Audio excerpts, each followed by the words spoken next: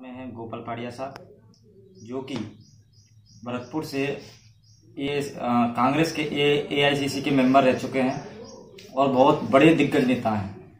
हम आज उनके साथ में कुछ बातचीत करेंगे। तो गोपाल सर, थोड़ा हमें ये बताइए कि आपके टिकट के बारे में थोड़ा सा। तो आपको पता ही है, टिकट तो कांग्रेस की घोषणा 10 दिन से ऊपर हो चुकी है। कांग्रेस ने तो पार्टी के तथाकथित जो भी जिम्मेदार लोग थे जिन्होंने ये फैसला किया है, उन्होंने तीसरी बार फिर मेरे साथ अन्याय किया है। मैं तो यही बात कहूँगा, 2009 में भी मेरी जगह मुझे टिकट नहीं दिया था, 2014 में भी नहीं दिया था और 2019 में भी नहीं दिया, जबकि मैं यहाँ पे लगातार वर्षों से सक्रिय हूँ। कांग्रेस का वरिष्ठ कार्यकर्ता रहा हूँ, संगठन में विभिन्न पदों पर काम किया है, AICC स्तर पर काम किया है। और दुर्भाग्यपूर्ण ये रहा है कि तीनों बारी जिस उम्मीदवार को भी कांग्रेस ने टिकट दिया है मेरी जगह, वो कभी कांग्रेस के कभी कार्यकर्ता नहीं रहे टिकट मिलने से पहले तक।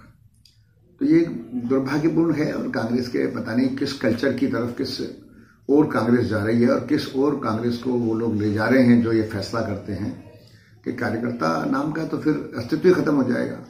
जब मेरे जैसे कार्यकर्ता, वरिष्ठ कार्यकर्ता, विभिन्न पदों पर संगठन में अपना पूरा जीवन लगा दिया मैंने, एक लंबा राजनीतिक सफर रहा है मेरा कांग्रेस के साथ, वफादारी और ईमानदारी से रहा है और कोई क्राइटेरिया ही नहीं है, तो ऐसे करके बहुत अफसोसजनक है।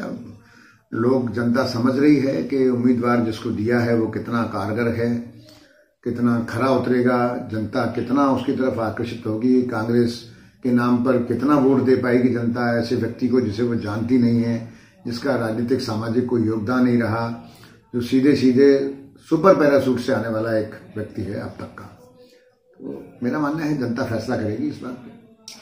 तो सर हमें ये बताइए, तो जैसे आपको कांग्रेस से टिकट नहीं मिला, तो अब आगे की रणनीति क्या रहेगी आपकी? आगे की रणनीति ये है, मुझे बहुत जनता की, जनसमूह की बहुत आवाज़ है। मेरे जो शुभचिंतक हैं, मेरे जानने वाले हैं, जो लोग ये महसूस करते हैं कि एक अच्छे कार्यकर्ता, एक अच्छे व्यक्तित्व को कांग्रेस ने नकार दिया है तीसरी बार और उसकी जगह जिसको लाए हैं वो कहीं पे भी किसी भी रूप में सामाजिक और राजनीतिक परिवेश में फिट नहीं बैठता है। तो लोगों में एक आवाज़ है, आक्रोश है और उनकी भावना है कि मुझे चुनाव मैदान में आना चाहिए और मुझे जन समर्थन के लिए लोगों के बीच में चुनाव लड़ने के लिए आना चाहिए। तो मैं देख रहा हूं, अगर हो पाएगा तो मैं कोशिश कर रहा हूं, अगर हो सका तो मैं चुनाव मैदान में आऊंगा और जनता के बीच अपना पक्ष रखूंगा। और मुझे उम्मीद है कि जनता जनार्दन इस बात का फैसला करेगी कि पैराशूट को लेना है या फिर धरातल के आदमी को लेना है। सर, भरतपुर लोकसभा क्षेत्र में विकास के मामले में बिल्कुल पिछड़ा हुआ है, तो अगर आपको यहाँ से किसी भी पार्टी से टिकट मिलता है तो भरतपुर के विकास के लिए आपकी क्या रणनीति रहेगी? नहीं, बिल्कुल सही कहा आपने कि भरतपुर पूरे राजस्थान में सबसे पिछड़ा हुआ जिला मैं समझता हूँ है, जहाँ उद्योग नहीं है, नौजवानों के लिए कोई साधन रोजगार के नहीं है, जहाँ पानी की किल्लत आज भी है, जहाँ अभी भी बिजली की प्रॉपर सप्लाई नहीं है। छोटे से भरतपुर के एक पॉकेट को छोड़ दें, शहर को छोड़ दें, तो यहाँ रोड आज भी नहीं है, गाँव में आज भी यातायात के साधन नहीं है, दगरे में से, रेत में से, खेत में से निकलना पड़ता है। ये सब चीज़ें मैं देखता आ रहा हूँ, पिछले 10-12 सालों से लगातार मैं क्षेत्र में कार्यरत हूँ और मैं हमेशा, मेरे मन में ये बात आती है कि यातायात के साधन, जो रोड है, जो आवागमन के रास्ते हैं और जो पानी की समस्या है, जो शिक्षा का यहाँ का स्तर है, जो यहाँ चिकित्सा का स्तर है, ये सारे चीज़ों पे काम करने की बहुत आवश्यकता है। ये जब भी संभव है जब जानकार व्यक्ति आए, जिसकी इच्छा शक्ति हो, जिसे सिस्टम का पता हो, जो समझता हो, जिसके अंदर एक संवेदना हो, जो इन चीज़ों से निकला हुआ हो। अब यहाँ दुर्भाग्यवश ऐसे लोग नहीं आ पाते हैं। यहाँ बाहर से लोग आते हैं, रहते कहीं और हैं, चुनाव के दिनों में आते हैं, कैसे क्या करते हैं, कैसे बूटी फिट बैठाते हैं और अपना टिकट ले लेते हैं और टिकट लेके जीतते हैं तो नहीं दिखाई देते, हारते हैं तो नहीं दिखाई देते। जीत जाते हैं तो दिल्ली जाके बैठ जाते हैं, सैर करते रहते हैं, क्षेत्र में नहीं होते, लोगों को मिलते नहीं है। हार जाते हैं तो अपने घरों में बैठ जाते हैं, जहाँ से भी आते हैं। कुल मिलाकर इस क्षेत्र का दुर्भाग्य है और जो जीतते हैं वो भी ऐसे होते हैं जैसे अभी जो सांसद जो अब तक हैं, अभी भी हैं, उनका भी सबको पता है 5 साल में क्या किया है, उनकी शैली भी क्या है, उनका स्टिंग ऑपरेशन भी लोगों ने देखा है, किस तरह से बात कर रहे हैं, और शायद इसी वजह से उनकी टिकट भी कटी है, वरना शायद दोबारा टिकट मिलती है उनको। सर, हम आम पब्लिक से मिले, ज़्यादातर पब्लिक का कहना है कि लोग सांसद बनने के बाद में उनकी कुछ सुनवाई नहीं करते, वो उनके पास जाते हैं, उनकी कोई सुनवाई नहीं होती। इस बारे में आपका क्या? नहीं, मैं कहता रहा हूँ, मैं तो खुद ही मान रहा हूँ इस बात को। जो आदमी राजनीतिक और सामाजिक पृष्ठभूमि का नहीं होगा वो सुनवाई क्यों करेगा? जब ये IAS, IRS, इंजीनियर, डॉक्टर, जब ये बड़े बड़े सरकारी पदों पर लाभ उठाते हैं, 40-40 साल सरकार के यहाँ लाभ उठा के आते हैं, वहाँ सरकार को चूना लगाते हैं, यहाँ फिर जनता को चूना लगाने आ जाते हैं, और वो वहाँ से कमा के लाते हैं, यहाँ पैसा फेंकते हैं और सोचते हैं हमने तो पैसा ही दे के टिकट ली, हमने पैसा ही दे के चुनाव जीता, लोगों को, कार्यकर्ताओं को पैसा दिया, इधर दिया उधर दिया, ये मैनेज करते हैं ऐसे। इनके साथ लोग जो भी जुड़ते हैं वो सिर्फ और सिर्फ किसी न किसी लालच से जुड़ते हैं, जब वो उनका वो पूरा हो जाता है। और एक और दूसरी बात है, जो कार्यकर्ता को ये 10-20-50 हज़ार यहाँ पे 20-25 दिन के चुनाव प्रचार में दे देंगे पैसा, वो कार्यकर्ता जब जाएगा तो उसकी परवाह क्यों करेंगे?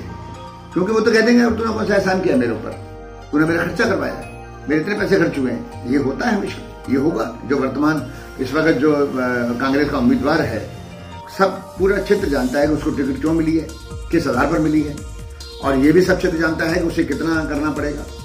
जो वो जगह नहीं जानता है, इलाका नहीं जानता है, उसे कार्यकर्ताओं का स्तर नहीं पता है, कौन आदमी कितना वजूद रखता है, जैसे उसे लोग कहेंगे वैसे वो मानेगा।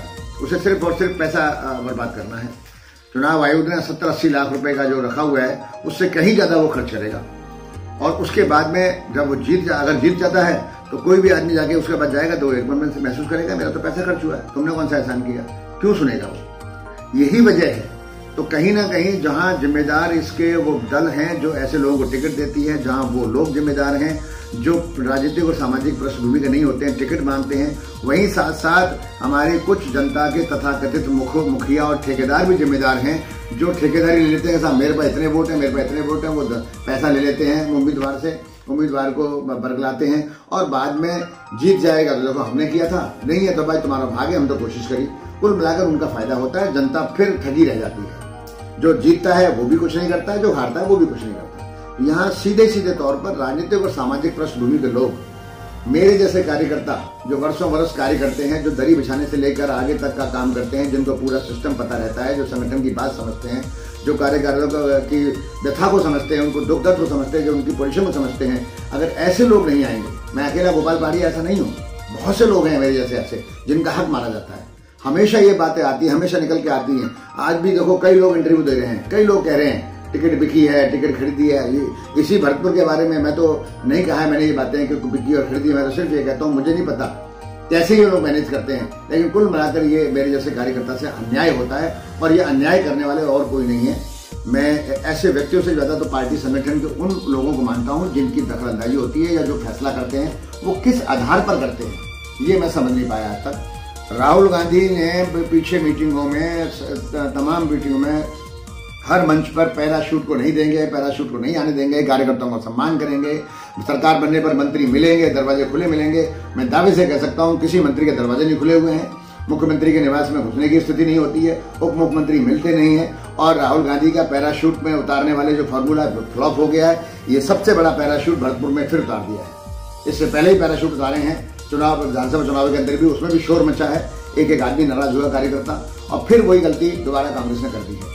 यही कांग्रेस की टिकट मैं दावे से कह सकता हूं जन भावना को आदर करते हुए गोपाल पहाड़िया को अगर मिल जाती तो चुनाव जीतने में कोई कठिनाई नहीं होती। बहुत ईमानदारी से, बहुत दिल से और मन से कार्यकर्ता निकल के बाहर आता और हम आराम से चुनाव जीतते। कम से कम 3 लाख वोटों के मार्जिन से ये चुनाव गोपाल पहाड़िया के रूप में कांग्रेस जीत सकती थी, लेकिन मेरा से शोषण किया, मेरे साथ अन्याय किया, और सीधे सीधे चुनाव की टिकट जो है दे दी। क्यों दे दी ये जग जाएगा, हर आदमी की जुबान पे चर्चा है क्यों दे दी है, ये बात है। तो मेरा सिर्फ यही कहना है, मैं तो रोकियों को बता रहा हूँ, कांग्रेस के काफ़ी सारे कार्यकर्ता आपके समर्थक थे, वो भी चीज़ें ना घुसे, तो उसके बारे में आप क्या कहेंगे?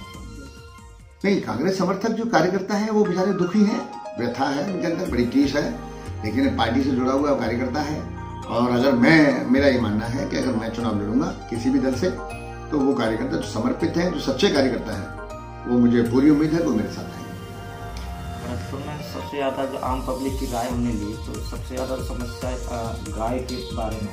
गाय माता जो कि सड़कों पर रोड रही है, गौशाला जो बनवाई थी नुमाइश मैदान में वो बिल्कुल खाली पड़ी हुई है, गाय बेचारी आवारा की तरह घूम रही है, तो उसके बारे में क्या? बिल्कुल इस वक्त ठीक कराया जाएगा। बिल्कुल गौ माता की बेकदरी नहीं होनी चाहिए, हमारी जिम्मेदारी है। इस पे आयोग बने हुए हैं, इस पर सरकार का प्रावधान है, इसका बजट है।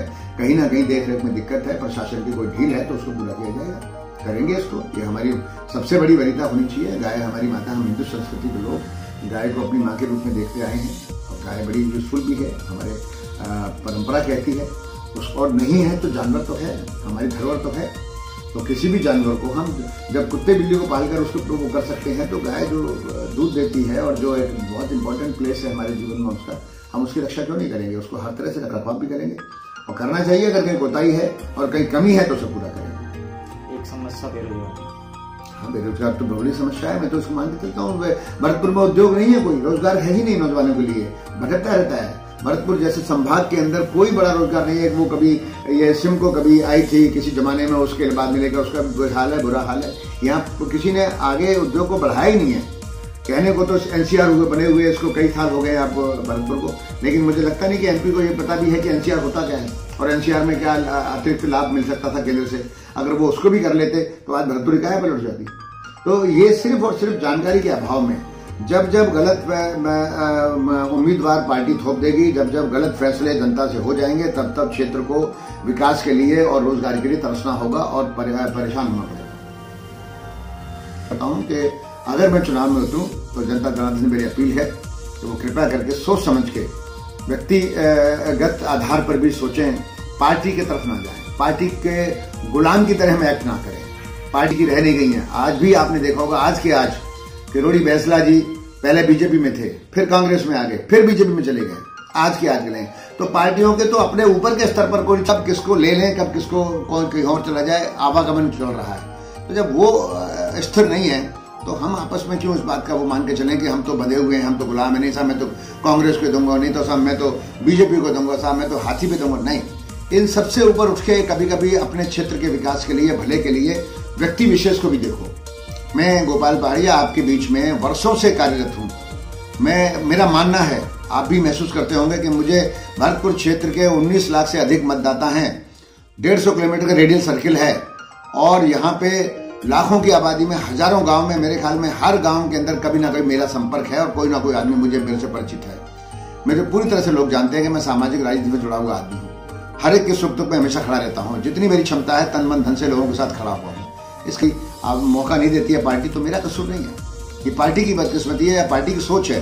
क्यों किसी और को लाते हैं? जाति के नाम पर मुझे दूर करते हैं या किसी और लालच की वजह से मुझे दूर करते हैं, मेरे सामाजिक जीवन को खराब करते हैं और जनता की अपेक्षाओं को खराब करते हैं और क्षेत्र के विकास को दूर रखते हैं। तो मेरा ये अपील है, निवेदन है जनता से, सरदारी से, भरतपुर की से, अगर मुझे मौका मिले किसी और दल से पार्टी के रूप में लड़ने का, अगर मैं आता हूं आपके बीच में, तो कृपया करके चुनाव चिन्ह के ऊपर मत ना जाएं। गोपाल पहाड़िया जिस चुनाव चिन्ह के साथ आपके सामने आ जाए, अगर आपको अच्छा व्यक्तित्व चाहिए, अगर आपको अपना भाई, अपना साथी, अपना सहयोगी और एक विकास करने की सोच रखने वाला राजनीतिक और सामाजिक व्यक्ति चाहिए, आपको एक ऐसा एमपी चाहिए जिसके घर में रात को 12 बजे भी आप आने की क्षमता रखते हो, आपको अपनापन लगे, तो मुझे जरूर वोट करें। जो भी चुनाव चिन्ह मेरा हो वो 1-2 दिन में क्लियर हो जाएगा अगर मैं आपके बीच में चुनाव के रूप में लड़ने आता हूँ तो।